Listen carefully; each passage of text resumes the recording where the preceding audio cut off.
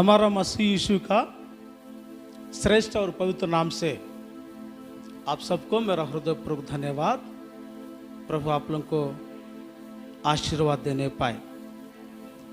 प्यारे परमेश्वर लोगों, इस महीने का आखिरी पुनरुत्थान के दिन में प्रभु ने हमको संभाल कर रखा, आशीष देते हुए चला है। प्यारे परमेश्वर लोगों, आज की इस पुनरुत्थान के दिन में परमेश्वर की जीवित कलाम से कुछ बातों को हम अध्ययन करते आगे बढ़ेंगे। हमारा यीशु जिस रास्ता पर गया वही रास्ता पर हम भी, उनकी पदचिन्हों पर हम भी जाना पड़ेगा। यीशु ने जो मजाक उड़ाने के लिए अपने आप को दे दिया गया है, वो कितना प्रकार की मजाक को सहन लिया, कितना प्रकार की अपमान को वो झेला। बोलने से शारीरिक तौर पर से यीशु मसीह मजाक उड़ा दिया गया, मानसिक तौर पर से भी उसको मजाक उड़ा दिया गया है, और आखिरी में आत्मीय तौर पर से भी यीशु मसीह को मजाक उड़ा दिया गया। इस प्रकार के अनुभव यीशु मसीह में है। इतना प्रकार के टार्चर होने के बावजूद भी जो यीशु मसीह अपना जो धीरज को नहीं छोड़ा, धीरज धरते आगे बढ़ा, अपन सहनशाली शक्ति को थामे रखते हुए चला। आज परमेश्वर की बच्चे लोग कहलाने वाला हमारा जीवन में भी इस प्रकार धीरज धरते हुए प्रभु की उपस्थिति में हम आगे बढ़ेंगे। हालेलुया। निश्चित तौर पर से प्यारे परमेश्वर लोगों, यीशु मसीह धीरज धरा। आज हमारा जीवन में भी हमको भी कई लोग मजाक उड़ाता है, कई लोग अपमान करने के लिए कोशिश कर। हमारा जीवन में सेम उसी रीति से हमारे ऊपर भी अलग अलग प्रकार की अपमान करने के बावजूद भी हम प्रभु की उपस्थिति में हम एकदम धीरज धरना पड़ेगा। आमीन।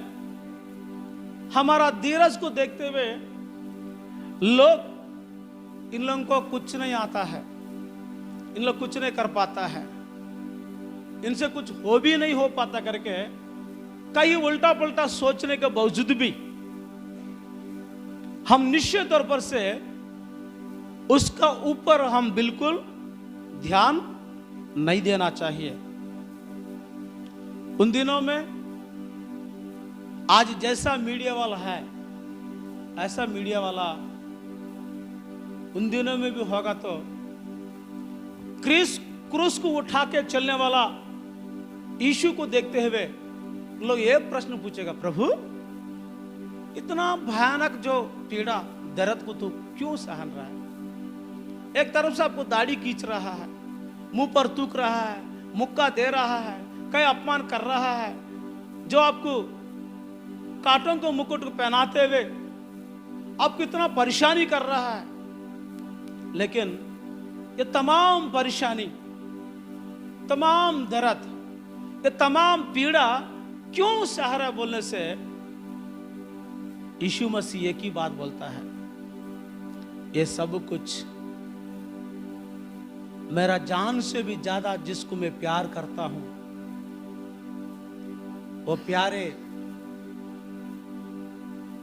दुल्हन के लिए मैं ये सब कुछ कर रहा हूं करके प्रभु स्टेटमेंट देता है। कौन है उनका दुल्हन? कलीसिया। तेजस्वी कलीसिया परमेश्वर की दुल्हन, उसी को देखते हुए उनके आज इतना क्लेश, इतना परेशानी, इतना दर्द, इतना मार खाने का अनुभव, ये सारा चीज क्यों सहन रहा बोलने से उनके सामने तेजस्वी कलीसिया दिखाई दे रहा है। आज प्यारे परमेश्वर लोगों, हमारा जीवन में भी यीशु मसीह जैसा एक लक्ष्य को लेकर, एक मंजिल को पाकर, एक निशाना बनाते हुए जैसा उनका जीवन में इस पृथ्वी काल के जिंदगी में जिया, उनके पदचिन्हों में चलने वाला हम भी एक एक व्यक्ति, एक एक लक्ष्य को हम भी पाना चाहिए। हमको मंजिल पता होना चाहिए, हम आखिर में क्या होना है, किस मंजिल में जाना है, क्या बनना है, कहां पहुंचना है, आखिर में क्या मिलेगा, ये तमाम चीजों को ध्यान देते हुए हमारा दौड़, हमारी आत्मिक यात्रा, हमारा जो परिश्रम कोई भी व्यर्थ ना होने के लिए हम भी लक्ष्य को लेकर चलना चाहिए। यीशु मसीह का एक ही लक्ष्य है, मेरा जिस कलीसिया से मैं प्यार कर रहा हूं, मेरा आखिरी लहू का बूंद तक उसी के लिए मैं बहाऊंगा, उसी के लिए मेरा जान खतरा में डाल देंगे, उसी के लिए मेरा त्याग दूंगा। ऐसा करके यीशु मसीह का जो सामने यही लक्ष्य रहा, तेजस्वी कलीसिया को देखते हुए चल रहा है। ये रियल हीरो यीशु मसीह का स्टेटमेंट।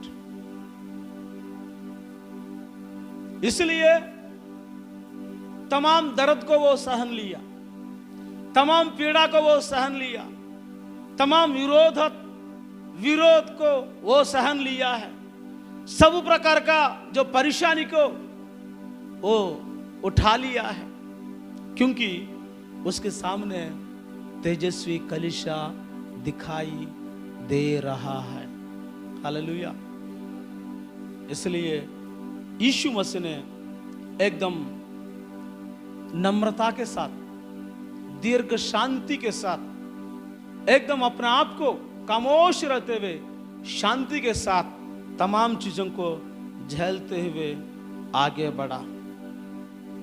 उसके ऊपर जितना अपमान होने पर भी वो ख्याल नहीं कर रहे, जितना उल्टा पुल्टा बोलने पर भी उसके ऊपर भी ध्यान नहीं दिया, कुछ गुस्सा भी नहीं हो रहा है। उसको इतना ताड़ना प्रताड़ना देने के बावजूद भी उसमें कोई फर्क नहीं पड़ रहा है। इस कान से सुन रहा है, इस कान से निकाल जा रहा है। जो मारपीट हो रहा है उसको भी वो बिल्कुल ध्यान नहीं दे रहा है। उनका खून बह रहा है, उसके लिए भी ध्यान नहीं दे रहा है। हाथों में कीले ठोक रहा है, कांटों को मुकुट पहना रहा है, पसली का खून भी बह रहा है, उसके लिए भी यीशु मसीह बिल्कुल ध्यान नहीं दिया। हम ये गीत गाता ना, पसली का खून देखो दुल्हन सजाए,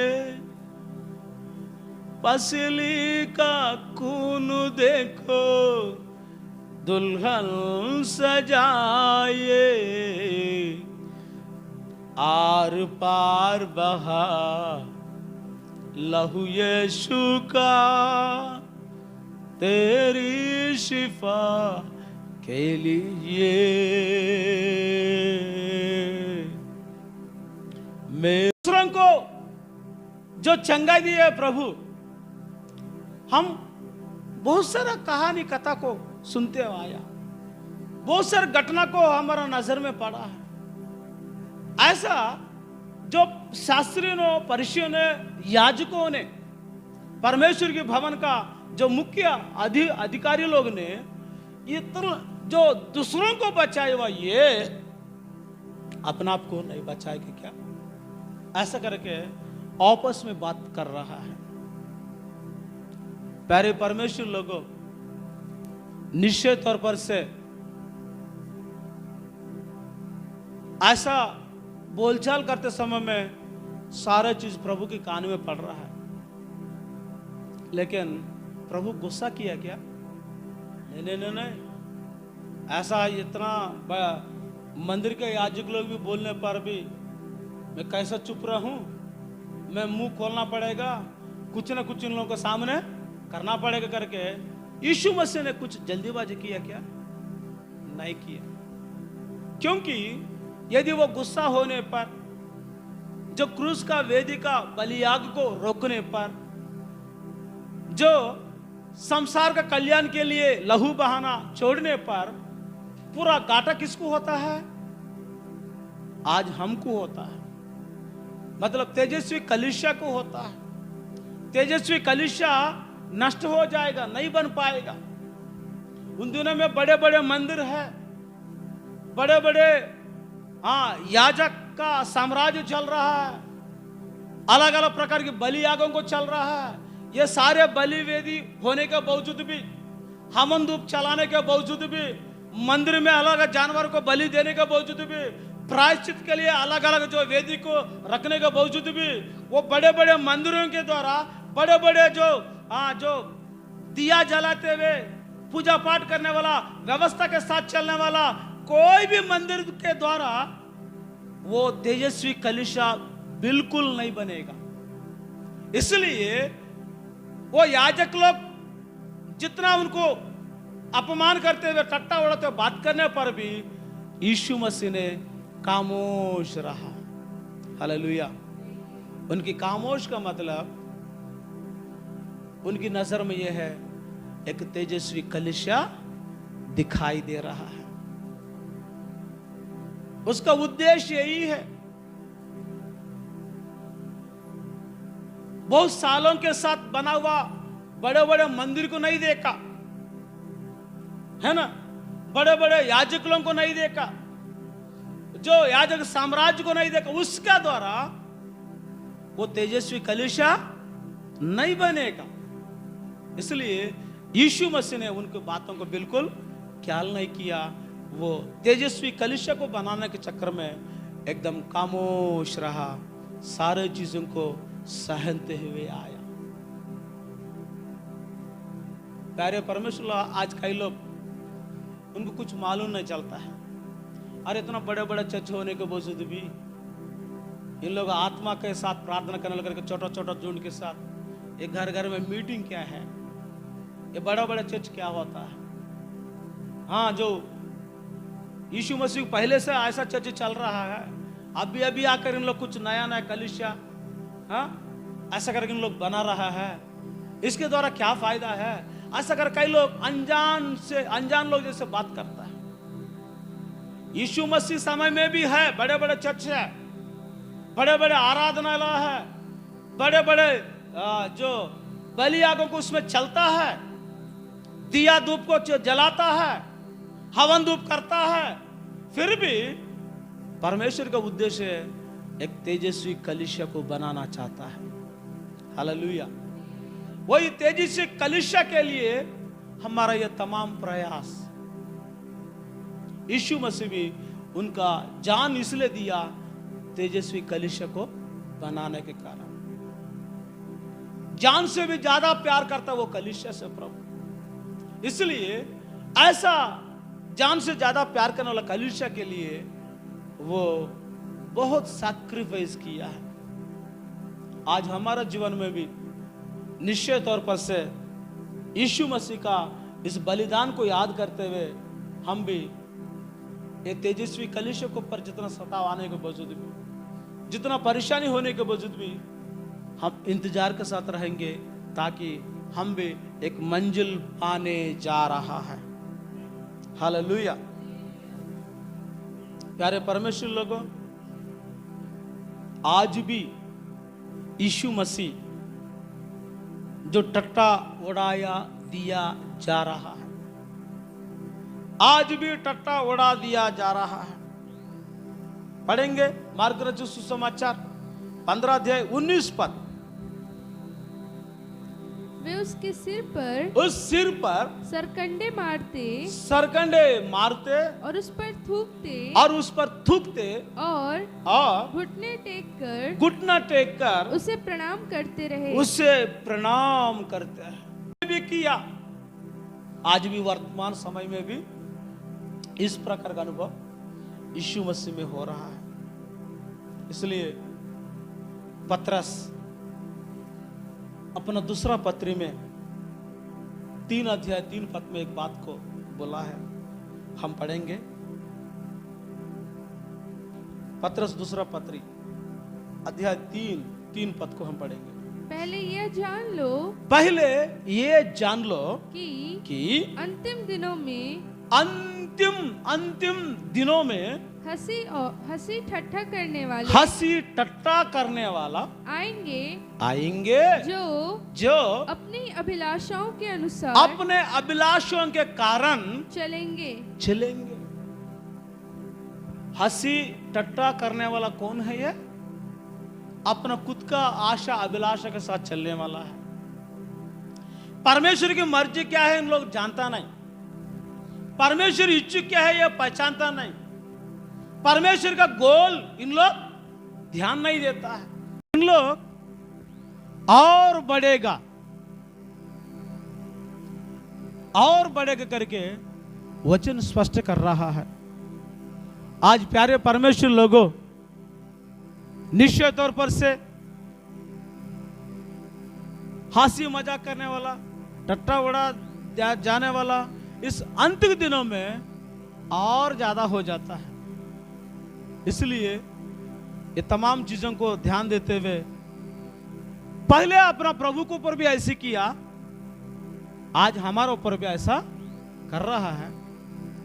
इसलिए हम उस चीजों को हम ध्यान नहीं रखेंगे, हम जो प्रभु की आधीन में चलेंगे, प्रभु की बातों के अनुसार चलेंगे। इन लोग बोल रहे उन लोग बोल रहे करके हम इधर उधर भटकने का जरूरत नहीं है। ये आखिरी दिनों में ऐसा ही होता है। पृथ्वी पर कुरिन्थी दूसरा पत्री अध्याय 8 5 पद, और जैसे हम आशा की थी वैसा ही नहीं, वरन उन्होंने पहले किसको? प्रभु को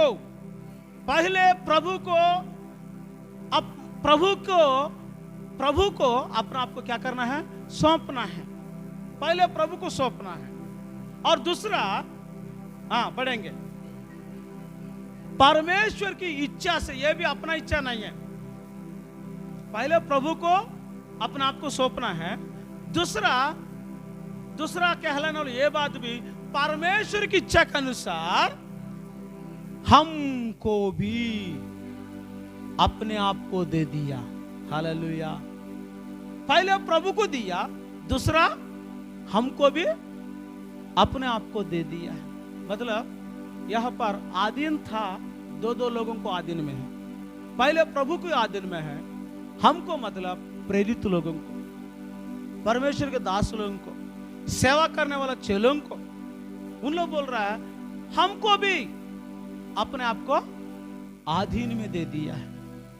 मतलब सिर्फ प्रभु बोलने से हम सुनेंगे, प्रभु बोलने से करेंगे, सिर्फ प्रभु की बातों को हम मानेंगे, परमेश्वर के दास लोग बोलने वाला बातों को हम नहीं सुनेंगे, कोई जरूरत नहीं है, ऐसा बोलने वालों के लिए यह वचन साफ साफ बता दे रहा है। पहले प्रभु को और दूसरा परमेश्वर की इच्छा के अनुसार हमको भी, मतलब प्रेरितों को भी, इन लोग क्या किया? अपने आप को प्रेरितों के हाथ में सौंप दिया है।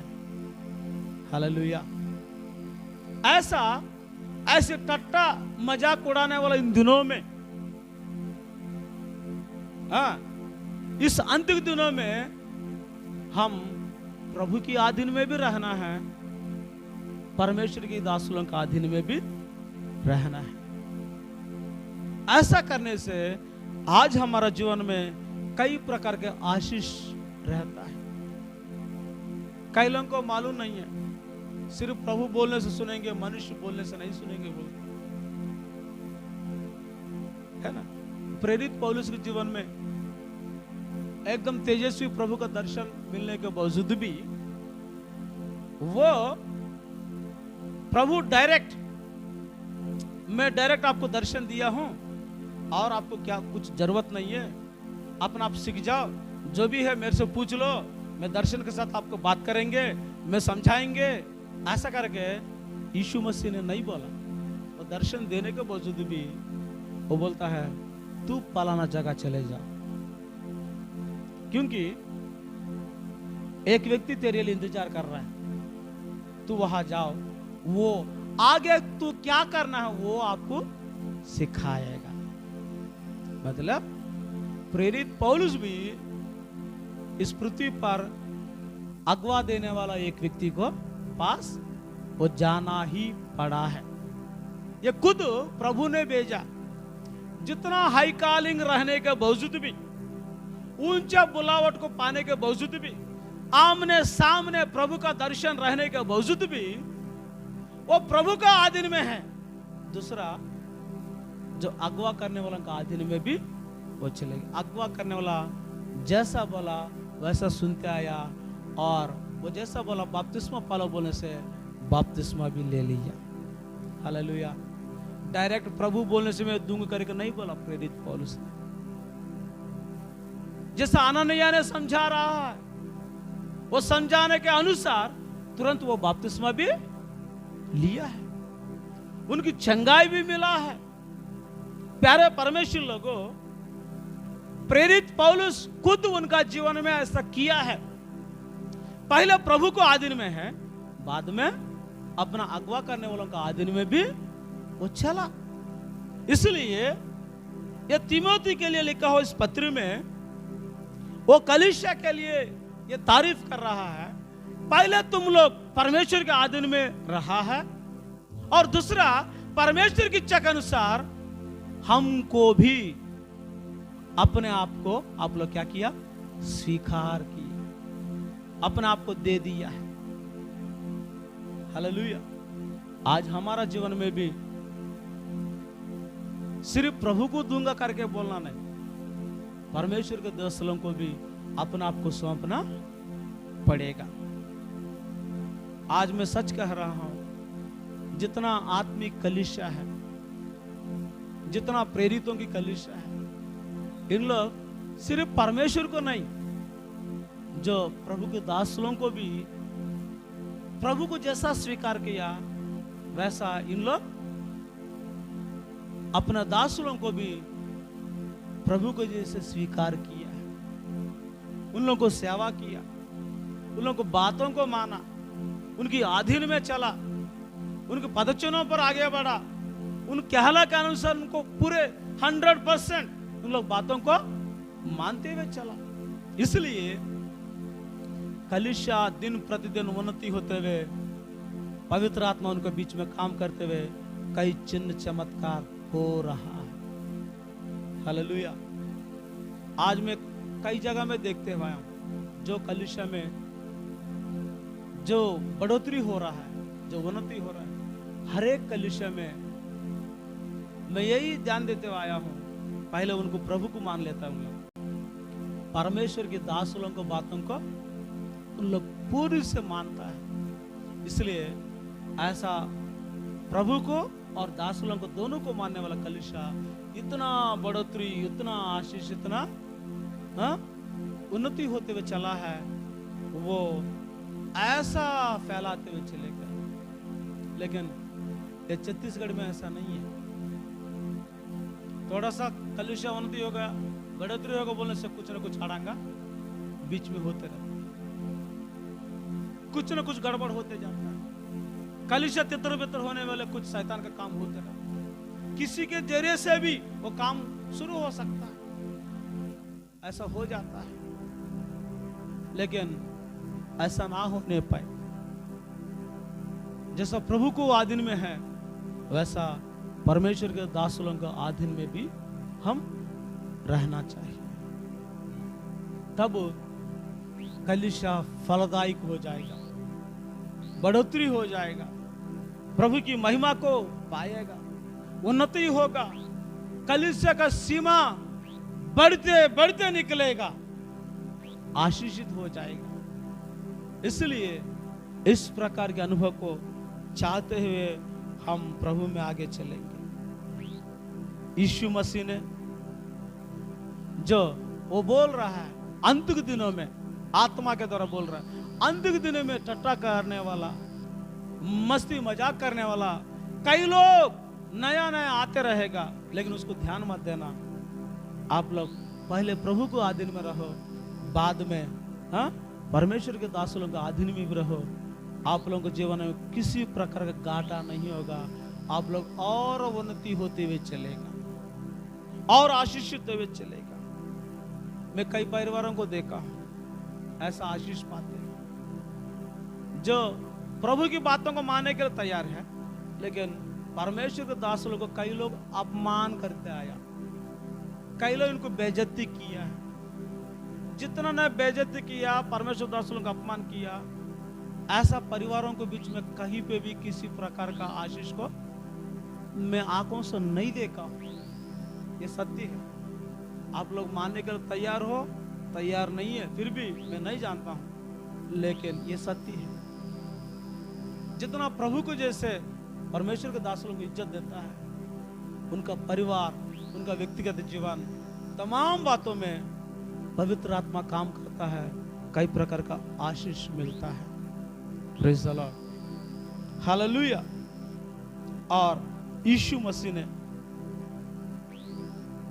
कई प्रकार का ताड़ना को सहन लिया है, कई प्रकार का अपमान को वो पा लिया है। पढ़ेंगे लूका रचित सुसमाचार 22 अध्याय 63 पद को हम पढ़ेंगे। लूका रचित सुसमाचार 22 अध्याय 63। जो मनुष्य यीशु को पकड़े हुए थे वे उसे, परमेश्वर उसका मुंह पर कपड़ा डाला और मुक्का दे रहा है, थूक दे जा रहा है और बोल रहा है अब भविष्यवाणी कर।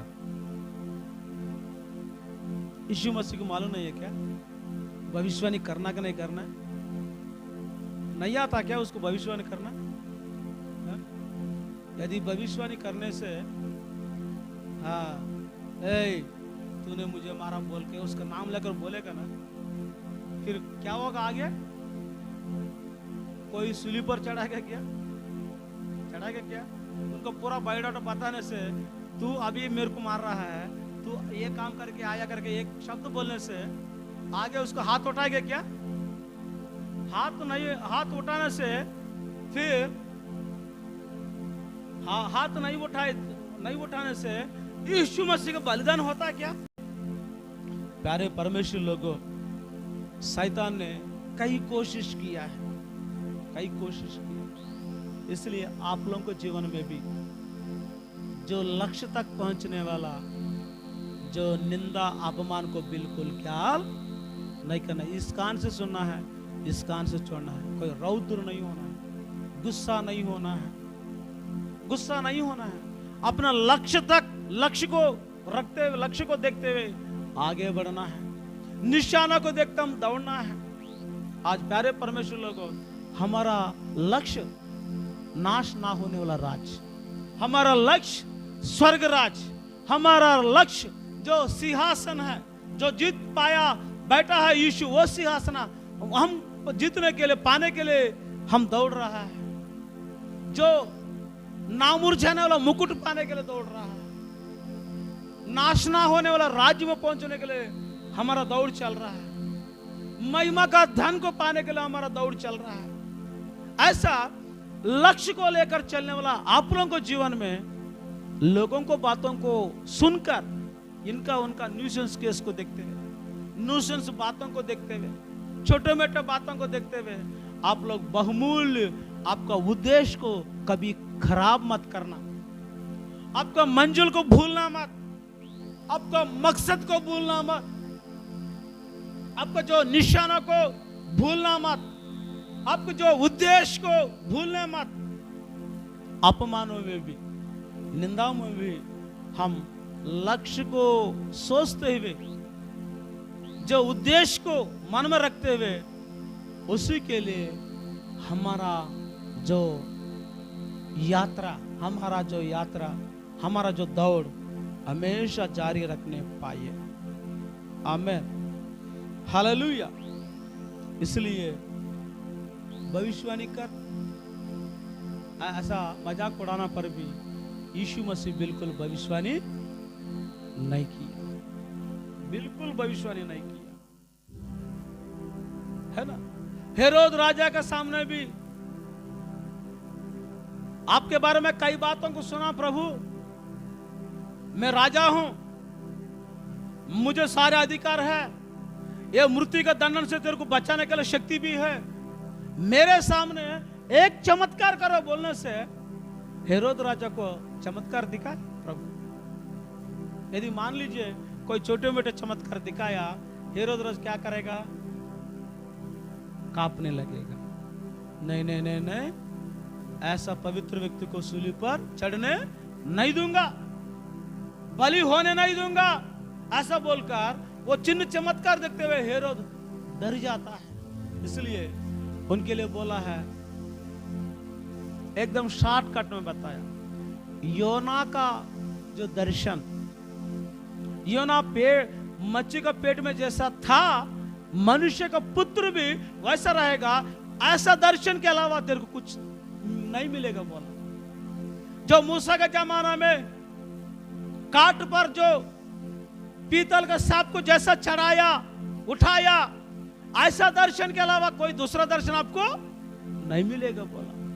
मतलब यीशु मसीह ने एकदम क्लियर नहीं बताया।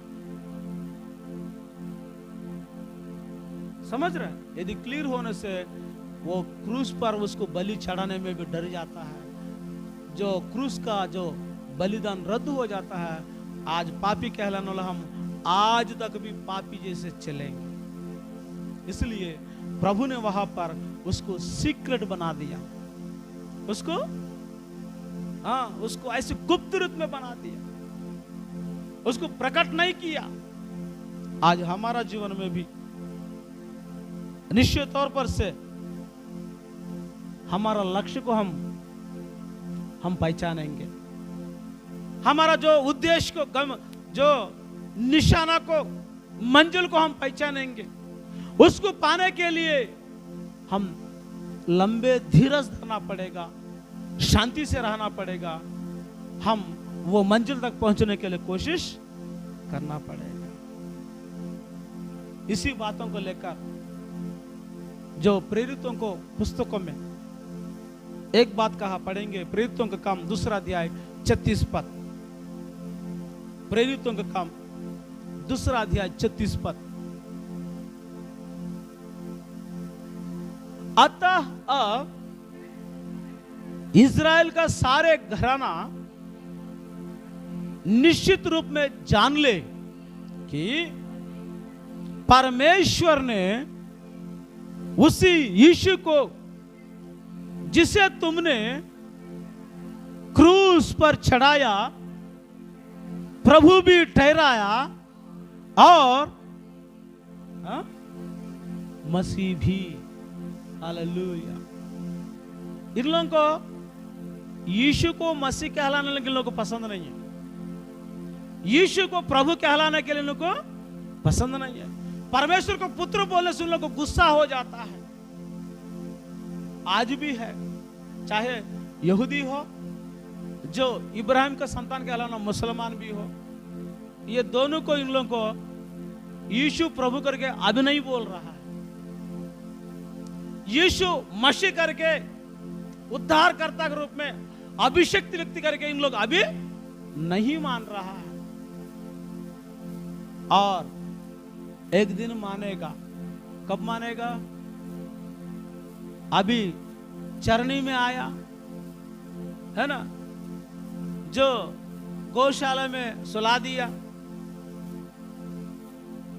बड़ा काम करने वाला परिवार में आया, यीशु को इन लोग नहीं मान रहा है। ये कब मानेगा बोलने से उन लोग अभी भी इंतजार है जो मैसिया आने वाला है, अभिषेक आने वाला है। अभी दोबारा अभिषेक कैसा आ रहा है? अपने आप को छोटा करके नहीं, तलवार लेके आ रहा है। हालेलुया। प्रकाशित वचन में उसका जो आगमन को देखते हुए उनको जो मारा उन लोग भी देखेगा, सूली पर चढ़ा उन लोग भी देखेगा, उनका परिवार भी, उनका खानदान भी देखेगा, उनको जो जितना सताए उन लोग भी देखेगा।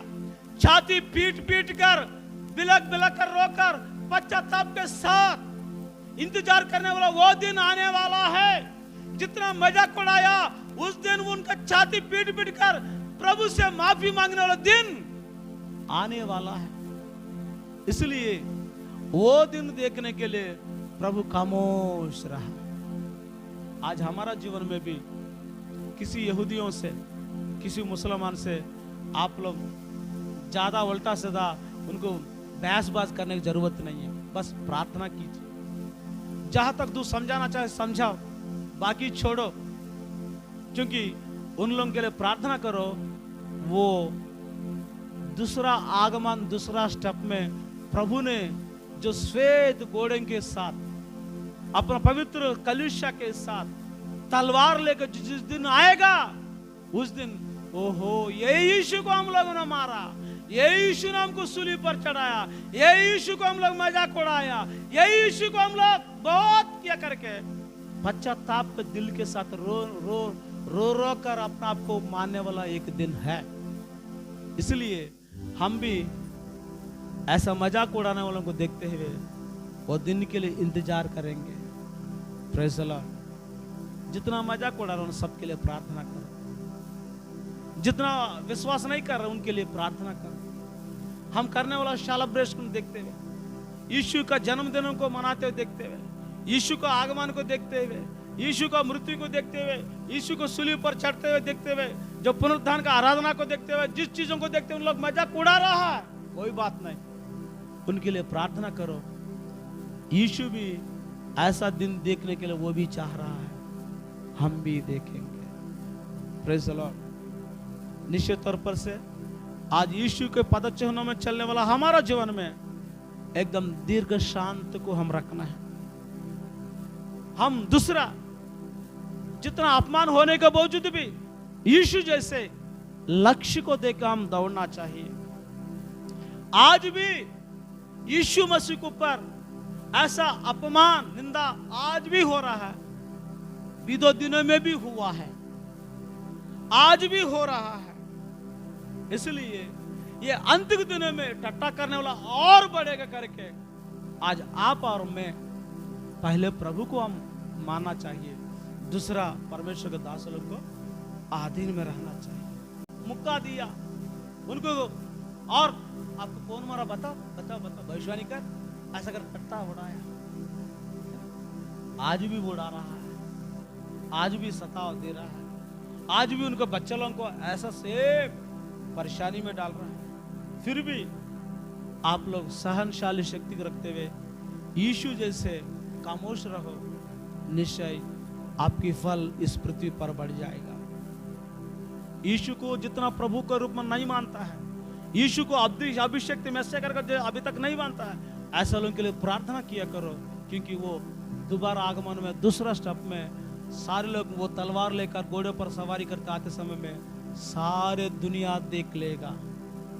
हम क्या करना है, उसी का इंतजार करते हुए वो हम अपने आप को ये टट्टा करने वाला बीच में से, मजाक उड़ाने वाला बीच में से हम प्रार्थना पूर्वक रहते हुए और परमेश्वर की आत्मा को और भरपूरी होते हुए स्तेफन के बराबर जो कई परमेश्वर के पवित्र गण जैसे हम भी अपने आप को छोटे करते हुए प्रभु को उपस्थिति में आगे बढ़ेंगे।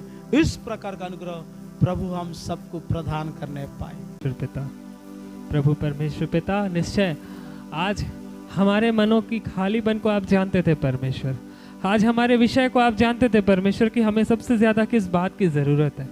हम विश्वास करते हैं पिता परमेश्वर, ये अंत के दिनों में परमेश्वर जैसे पहले प्रभु यीशु मसीह के ऊपर अत्याचार हो रहा था, जैसे उनके ऊपर सताव हो रहा था प्रभु, जैसे उन्हें पीड़ाओं को सहा जा रहा था, चाहे वो मानसिक हो शारीरिक हो परमेश्वर, आज भी उनकी बनाई हुई इन कलीसिया पे परमेश्वर वैसे ही ताड़ना किया जा रहा है प्रभु। पिता आपका धन्यवाद करते हैं प्रभु कि आपने अपने वचनों के माध्यम से हमें समझाया और सिखाया है प्रभु कि हमें आज भी शांति और विनम्रता बनाए रखना है, जैसे आपका इकलौता पुत्र आपकी महिमा के लिए किया करता था, अपनी कलीसिया के लिए किया करता था परमेश्वर। आज भी वो समय है परमेश्वर, आज भी प्रभु वही दिन है खुदावन। हम विश्वास करते हैं परमेश्वर पिता, हम प्रार्थना करते हैं परमेश्वर पिता कि आज जितने भी विरोध में हैं हमारे, वो सब आपके पक्ष में आने पाए परमेश्वर, और हम हर एक ताड़ना, हर एक जुल्म को परमेश्वर जो प्रभु यीशु मसीह से आज तक के सहते आ रही उनकी कलीसिया के ऊपर प्रभु वो बल और वो शक्ति हमें देना परमेश्वर, कि हम इन सब चीज़ों को बड़े शांतिपूर्वक सह सके परमेश्वर। हमारा विश्वास तेरे ऊपर सदा बने रहे, क्योंकि अब अंत के दिनों में परमेश्वर जब आपका आगमन निकट है परमेश्वर पिता, तो हम तेरे राज्य के लिए स्थिर रहने पाए परमेश्वर पिता। आज आपने हमें सिखाया प्रभु कि हमें सर्वप्रथम आप पर और द्वितीय आपके दिए हुए आपके बनाए हुए प्रेरितों पर भी विश्वास उतना ही करें परमेश्वर जितना हम आप पर करते हैं प्रभु। आपने कहा कि आपके बनाए हुए दास, आपके भेजे हुए भविष्यद्वक्ता, आपके चुने हुए प्रेरित, आपके बनाए हुए दास परमेश्वर पिता वो दुगने आदर के योग्य होते हैं। हाँ मेरे राजा, आज हम जितने भी आपके निकट आए हैं, जितने भी सुसमाचार और जितने भी आपके वचन को आज सुन पाए परमेश्वर, ये आपके दासों के द्वारा ही होता है प्रभु। आपका बहुत बहुत धन्यवाद। अपने स्वर्गीय वचन को और ज्ञान को अपने दासों पर जाहिर करते हैं परमेश्वर, उनके मुंह से होकर बातचीत करते हैं। धन्य है परमेश्वर वे सब जो आपके वचनों को सुनते हैं परमेश्वर। आपका बहुत बहुत शुक्रिया परमेश्वर। आपके सच्चे तेजस्वी कलीसिया बन सके परमेश्वर, आपके सच्चे अनुयायी बन सके परमेश्वर पिता, आपके स्वरूप हम बन सके और चल सके, ऐसा हर एक को अनुग्रह प्रदान करना, हर एक को ऐसा आशीष प्रदान कर परमेश्वर पिता। यहाँ हर एक बैठे मनुष्य को आपने छुआ है परमेश्वर पिता, हर एक के मनों में अपनी पवित्र इच्छा को अपने दास के माध्यम से डाला है परमेश्वर, उसके लिए हम आपका हृदय से धन्यवाद करते हैं। वो भी इस ज्ञान को जान सके परमेश्वर पिता। हालेलुया, आपको धन्यवाद करते हैं परमेश्वर पिता। सारी महिमा आपको देते हैं परमेश्वर पिता। हालेलुया। बैठे हुए हर एक जनों में कोई भी यहाँ आकर परमेश्वर के विषय में प्रार्थना कर सकते हैं। आज जो भी वचन उन्होंने सुना, जितना उन्हें समझ में आया, वे आकर के उन बातों को परमेश्वर में महिमा देते हुए उस विषय में एक प्रार्थना कीजिए। हालेलुया। परमेश्वर पिता, हम आपका धन्यवाद करते राजाओं के राजा प्रभु पिता, आज के इस पुनरुत्थान के दिन में परमेश्वर अपने अपने दास के द्वारा होते हुए प्रभु हम सबों से बोला और बातचीत किया परमेश्वर, आपका धन्यवाद करते राजा प्रभु। अनुग्रह दीजिए राजा प्रभु, जैसे आप परमेश्वर हर बातों में राजा, हर बातों को इग्नोर करते हुए परमेश्वर पिता, हर बातों में सहनशील हुए परमेश्वर पिता, उसी प्रकार प्रभु हम भी पिता हर एक बातों को प्रभु, हर एक निंदाओं को प्रभु इग्नोर करते हुए राजा अपने जीवन में आगे बढ़ने वाले हो सके प्रभु, और भी सहनशील बनते हुए राजा अपने लक्ष्य की ओर आगे बढ़ने वाले हो सके खुदावन। ऐसा अनुग्रह प्रदान कीजिए परमेश्वर पिता, और परमेश्वर पिता हम आपके राजा और आपके दासों के अधीन रहने वाले हो सके प्रभु। ऐसा अनुग्रह हम सबों के जीवनों में प्रदान कर राजा, और सदैव आपके परमेश्वर आपके पीछे चलने वाले हो सके प्रभु। ऐसा अनुग्रह प्रदान कीजिए राजा मेरे परमेश्वर पिता। हर बातों में आपके नाम को ऊंचा उठाते प्रभु, और परमेश्वर पिता आपने सबों को आशीषित किया प्रभु, आपका धन्यवाद करते राजा। आदर महिमा गौरव जलाल आपको देते, ये सब विनती हमारे उद्धार करता यीशु नासरी के नाम से मांगते, आमीन। हमारा पिता परमेश्वर का प्रेम, मसीह यीशु का अनुग्रह, पवित्र आत्मा संगति सहभागिता, यीशु को जैसे अपमानों के बीच में, निंदाओं के बीच में दीर्घ शांत रखते हुए, सहनते हुए, अपना क्रूस को उठाते चलते हुए, हर एक व्यक्ति को, मंजिल को, निशाना को देखते चलने वाला, लक्ष्य तक पहुंचने वाला हर एक व्यक्ति को उनकी अनुग्रह युगानुग तक होते रहने पाए, आमीन। सबको प्रेज़ द लॉर्ड। प्रभु आप लोगों को आशीर्वाद देने